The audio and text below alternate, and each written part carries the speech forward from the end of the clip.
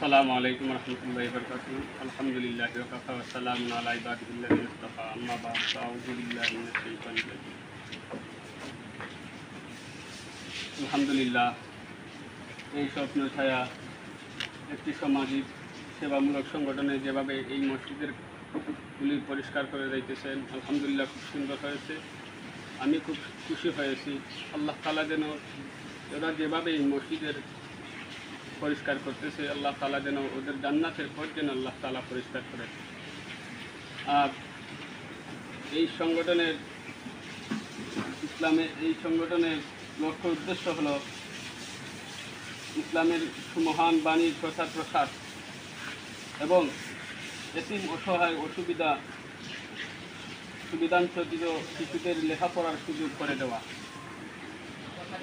গরিব ও অসহায় মানুষদের প্রশিক্ষণের মাধ্যমে বেকারত্ব দূর করা,